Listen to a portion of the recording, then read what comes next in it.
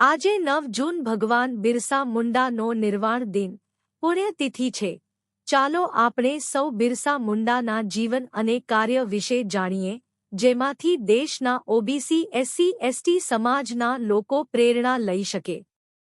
તેમના જીવન અને કાર્યથી લોકોના જીવન પર એવી છાપ છોડી કે આદિવાસીઓએ તેમને ભગવાનનો દરજ્જો આપ્યો।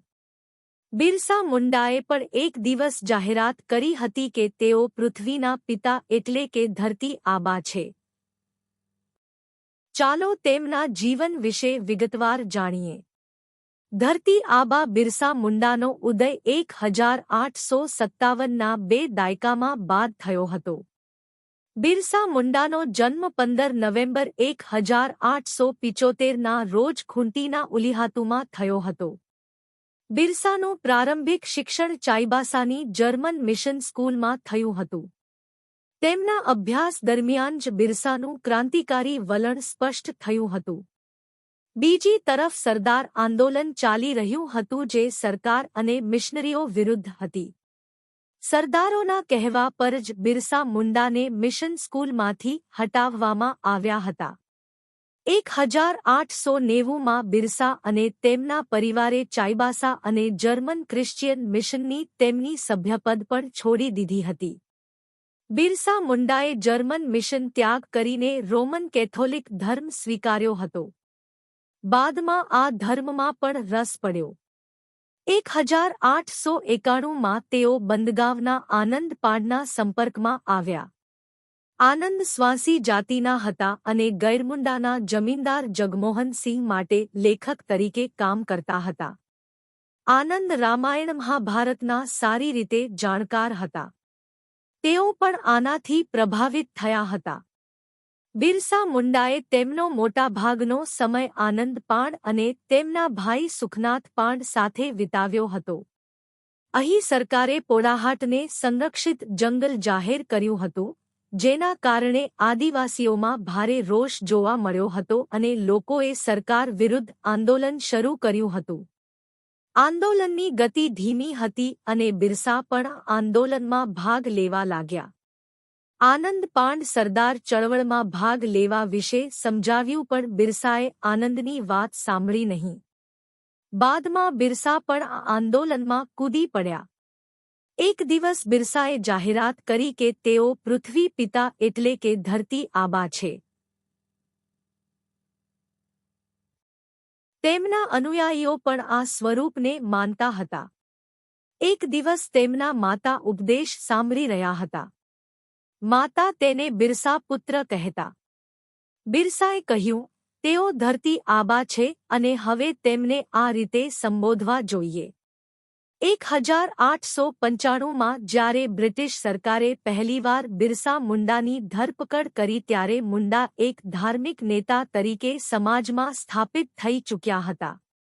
જ્યારે તે 2 વર્ષ બાદ મુક્ત થયા, ત્યારે તેમણે મુંડાઓ સમક્ષ પોતાનો ધર્મ રજૂ કરવાનું શરૂ કર્યું હતું।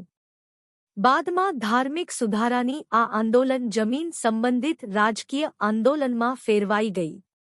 6 ઓગસ્ટ 1895ના રોજ ચોકીદારે તમાડ પોલીસ સ્ટેશનને જાણ કરી કે બિરસા નામના મુંડાએ જાહેરાત કરી છે કે સરકારના રાજ્યનો અંત આવ્યો છે। બ્રિટિશ સરકારે આ જાહેરાતને હળવાશથી લીધી ન હતી। તે બિરસા પ્રત્યે ગંભીર બની ગઈ હતી। બિરસા મુંડાએ મુંડાઓને જળ, જંગલ અને જમીનના રક્ષા માટે બલિદાન આપવા માટે પ્રેરિત કર્યા હતા। બિરસા મુંડાનું સમગ્ર આંદોલન 1895થી 1900 સુધી ચાલ્યું હતું। આમાં પણ 1899 ડિસેમ્બરના છેલ્લા અઠવાડિયાથી જાન્યુઆરીના અંત સુધી ખૂબ તીવ્ર હતું। પહેલી ધરપકડ ઓગસ્ટ 1895માં બંદગાવથી થઈ હતી। આ ધરપકડ પાછળ કોઈ આંદોલન ન હતું, પરંતુ ઉપદેશ દરમિયાન એકઠી થયેલી ભીડ હતી। અંગ્રેજો ઇચ્છતા ન હતા કે આ વિસ્તારમાં કોઈ પણ પ્રકારની ભીડ એકઠી થાય, પછી ભલે તે ઉપદેશના નામે હોય। બ્રિટિશ સરકારે ખૂબ જ ચતુરાઈથી બિરસાને રાત્રે પકડ્યો જ્યારે તે સૂતો હતો। બિરસા જેલમાં મોકલવામાં આવ્યા હતા। બિરસા અને તેના સહયોગીઓને 2 વર્ષની જેલની સજા ફટકારવામાં આવી હતી. બિરસાને રાંચીની જેલમાંથી હજારીબાગ જેલમાં મોકલવામાં આવ્યા હતા. 30 નવેમ્બર 1897 ના રોજ તેમને જેલમાંથી મુક્ત કરવામાં આવ્યા હતા. પોલીસ તેને સુરક્ષા હેઠળ લાવી હતી અને તેમને તેના જૂના વર્તનનું પુનરાવર્તન ન કરવા ચેતવણી આપી હતી. બિરસાએ પણ વચન આપ્યું હતું કે તેઓ કોઈપણ પ્રકારનું આંદોલન શરૂ નહીં કરે, પરંતુ અનુયાયીઓ અને મુંડાઓની હાલત જોઈને બિરસા પોતાની વાત રાખી શક્યા નહીં. એક નવા આંદોલનની તૈયારીઓ શરૂ થઈ. સરદાર આંદોલન જે હવે ધીમી પડી ગઈ હતી, તેના આંદોલનકારીઓ પણ બિરસા સાથે જોડાયા. બિરસાએ ચૂટિયા મંદિર અને જગન્નાથ મંદિર સહિત પૈતૃક સ્થળોની મુલાકાત લીધી હતી. ગુપ્ત બેઠકોનો દોર પણ શરૂ થયો. વ્યૂહરચના બનવા લાગી. સિંહભૂમના બસિયા, કોલેબિરા, લોહરદગા, બાનો, કારા, ખુંટી, તમાડ, બુંડુ, સોનાહાટુ અને પોડાહાટ વિસ્તાર પ્રભાવિત થવા લાગ્યા. બિરસા મુંડા ખ્રિસ્તી પાદરીઓ પર ઉગ્ર પ્રહારો કરતા હતા. આ ભાષણથી સ્પષ્ટ થાય છે કે પાદરી આદિવાસીઓમાં કેવા પ્રકારની અંધશ્રદ્ધા ફેલાવી રહ્યા હતા. બિરસાની અસર તેમના સમુદાય પર પડી રહી હતી અને આ પરિવર્તન તેમને એક કરી રહ્યું હતું. આ બધું કરતી વખતે 1898 વીતી ગયો. અંદરથી જંગલો સળગી રહ્યા હતા. પોલીસ બિરસા અને તેના અનુયાયીઓ પર પણ નજર રાખી રહી હતી. તેમણે દરેક ક્ષણની માહિતી પર નજર રાખવા માટે ઘણા ગુપ્તચર રાખ્યા હતા. ચોકીદારનું પણ આ કામ હતું. તેમ છતાં બિરસા છટકી જતા હતા. આ બેઠક ક્યારે, ક્યાં અને કઈ ટેકરી પર યોજાવાની છે તે અત્યંત ગુપ્ત રાખવામાં આવ્યું હતું. જમીનદારો અને પોલીસનો અત્યાચાર પણ વધી રહ્યો હતો. મુંડાઓનું માનવું હતું કે આદર્શ ભૂમિ વ્યવસ્થા ત્યારે જ સંભવ છે જ્યારે યુરોપિયન અધિકારીઓ અને મિશનરી લોકોને સંપૂર્ણપણે દૂર કરવામાં આવે. તેથી એક નવું સૂત્ર પ્રચલિત થયું, અબુઆ દિશુમ, અબુઆ રાજ, જેનો અર્થ થાય છે આપણો દેશ, આપણું શાસન. બિરસા મુંડા અને તેમના અનુયાયીઓ માટે સૌથી મોટા દુશ્મનો ચર્ચ, મિશનરીઓ અને જમીનદારો હતા. જમીનદારોની પણ કંપની દ્વારા જ નિમણૂક કરવામાં આવી હતી. તેથી જ્યારે અંતિમ યુદ્ધની તૈયારીઓ શરૂ થઈ, ત્યારે ચર્ચ પ્રથમ લક્ષ્ય હતું. આ માટે ક્રિસમસની પૂર્વ સંધ્યાએ હુમલા માટે પસંદ કરવામાં આવ્યો હતો. 24 ડિસેમ્બર 1899 થી બિરસાની ધરપકડ સુધી રાંચી, ખુંટી અને સિંહભૂમનો આખો વિસ્તાર વિદ્રોહથી સળગી રહ્યો હતો. તેનું કેન્દ્ર ખૂંટી હતું. આ વિદ્રોહનો હેતુ ચર્ચને લોકોને ગેરમાર્ગે દોરવાનું બંધ કરવાની ધમકી આપવાનો પણ હતો, પરંતુ તેઓ તેમની ક્રિયાઓથી દૂર ન હતા. તેથી સૌપ્રથમ 24 ડિસેમ્બર 1899ની સાંજે ગુમલાના ચક્રધરપુર, ખુંટી, કરા, તોરપા, તમાડ અને બસિયા પોલીસ સ્ટેશન વિસ્તારમાં ચર્ચો પર હુમલો કરવામાં આવ્યો. તીરનો વરસાદ કરવામાં આવ્યો. બિરસા મુંડાના ઉલિહાતુ ગામમાં ચર્ચ પર પણ તીર છોડવામાં આવ્યા હતા. સર્વદા ચર્ચના ગોદામમાં આગ લગાવવામાં આવી હતી. ત્યારબાદ ચર્ચમાંથી બહાર આવેલા ફાધર હાફમેન અને તેમના એક સાથી પર તીરોનો વરસાદ કરવામાં આવ્યો. હાફમેન બચી ગયો, પરંતુ તેનો સાથી તીરથી ઘાયલ થયો. 24મી ડિસેમ્બરની આ ઘટનાથી બ્રિટિશ સરકાર ચોંકી ગઈ હતી. આ માટે બિરસાની શોધખોળ શરૂ કરી હતી. પોલીસને માહિતી મળી કે 9 જાન્યુઆરીએ સિલ રકાબ ખાતે મુંડાઓની એક મોટી સભા યોજાવાની છે.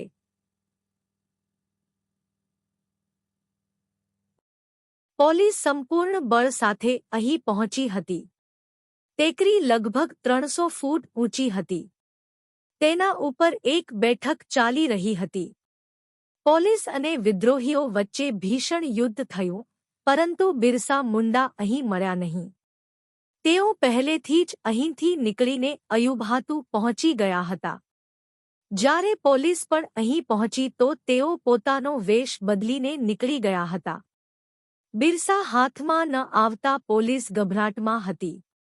હવે પોલીસે લાલચની યુક્તિ કાઢી અને બિરસાનું સરનામું આપનારને ઇનામની જાહેરાત કરી. આ નિવેદન કામ કર્યું. પોળાહાટના જંગલોમાં તેઓ પોતાની જગ્યાઓ બદલતા રહ્યા હતા. મનમારુ અને જરીકેલના 7 માણસો ઇનામની લાલચે બિરસાને શોધી રહ્યા હતા. 3 ફેબ્રુઆરીના રોજ તેમણે સેન્ટ્રાના પશ્ચિમી જંગલની અંદરથી થોડે દૂર ધુમાડો જોયો. તેઓ છુપાઈને અહીં પહોંચ્યા અને બિરસાને અહીં જોઈને ખૂબ જ આનંદિત થઈ ગયા. જ્યારે બધા જમ્યા પછી સૂઈ ગયા ત્યારે આ લોકોએ તકનો ફાયદો ઉઠાવ્યો અને બધાને પકડીને બંડગાવમાં ડેપ્યુટી કમિશનરને સોંપી દીધા હતા. આ લોકોને 500 રૂપિયાનું રોકડ ઇનામ મળ્યું. બિરસાને ત્યાંથી રાંચીની જેલમાં મોકલવામાં આવ્યા હતા. અહીં રાંચીની જેલમાં જ બિરસાએ 9 જૂન 1900ના રોજ કોલેરાને કારણે અંતિમ શ્વાસ લીધા હતા અને કોકર પાસ ડિસ્ટિલરી પુલ નજીક અંતિમ સંસ્કાર કરવામાં આવ્યા હતા. આ રીતે એક યુગનો અંત આવ્યો. જતા સમયે બિરસા મુંડાએ લોકોના જીવન પર એવી છાપ છોડી કે આદિવાસીઓએ તેમને ભગવાનનો દરજ્જો આપ્યો. આમ જોઈએ તો 500 રૂપિયાના ઇનામની લાલચે આપણા જ આદિવાસી ભાઈઓએ એક મહાન ક્રાંતિકારી બિરસા મુંડાની બાતમી આપી દીધી અને તેના લીધે તેમના જીવનનો અંત આવ્યો. કારણ કે લોકોને બિરસાને કોલેરા થયા હોય તેવા કોઈ લક્ષણ દેખાતા નહોતા. આપણા ઓબીસી એસસી એસટી સમાજના મહામાનવ જેવા કે ગૌતમ બુદ્ધ, સમ્રાટ અશોક, શાહુજી મહારાજ, સંત કબીર સાહેબ, જ્યોતિબા ફૂલે, ડોક્ટર બાબાસાહેબ આંબેડકર, પેરિયાર રામાસ્વામી, માનનીય કાશીરામ સાહેબની જન્મ જયંતી હોય કે નિર્વાણ દિવસ આપણા કોળી ઓબીસી એસસી એસટી સમાજની નૈતિક જવાબદારી છે કે આપણે તે દિવસને યાદ કરીએ અને તે નિમિત્તે કાર્યક્રમ રાખીએ. તેમના જીવન અને કાર્ય વિશે આપણી નવી પેઢીને જાણકારી આપીએ. તેમણે આપેલ સંદેશ વિચારધારાને અપનાવીએ. તે રસ્તે ચાલીને આપણા કોળી ઓબીસી એસસી એસટી સમાજનો સર્વાંગી વિકાસ શક્ય બનશે. બ્રાહ્મણ વાણિયા આપણા મહામાનવની જન્મ જયંતી કે નિર્વાણ દિવસ ઉજવશે તેવી આશા રાખી શકાય નહીં. તે સ્વાભાવિક છે. આપણા મોટા ભાગના લોકો અજ્ઞાન છે. તેથી આપણા મહામાનવને જાણતા નથી. ખાસ કરીને જે લોકો ડોક્ટર બાબાસાહેબ આંબેડકરે આપેલ બંધારણીય હક અધિકારને લીધે શિક્ષિત બન્યા છે, સારી નોકરી કે ધંધા કરતા થયા છે, કોઈ ડોક્ટર કે વકીલ બન્યા છે. તેમની જવાબદારી છે કે આપણા મહામાનવની વાત વિચારધારા પોતે અપનાવે અને આપણા ગરીબ સમાજને સમજાવે. આવા કાર્યક્રમ કરતા હોય તેવા લોકો અને સંસ્થાને મદદ કરે, જેને આપણે પે બેક ટુ સોસાયટી કહીએ છીએ. દુઃખ ત્યારે થાય છે કે અનામત નીતિનો લાભ લઈ એ સુખી સંપન્ન થયેલા આપણા લોકો આપણા મહામાનવને ભૂલેને બ્રાહ્મણોએ રચેલ કાલ્પનિક પાત્રો, કાલ્પનિક પૌરાણિક કથા, બ્રાહ્મણી તહેવારોમાં રચ્યા પચ્યા રહેતા જોવા મળે છે.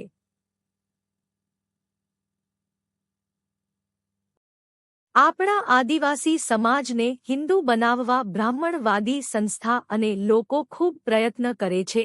હિન્દુ હિન્દુ કરીને આપણા મત લઈને સત્તા સ્થાને તમામ બ્રાહ્મણવાદીઓ ગોઠવાઈ જાય છે.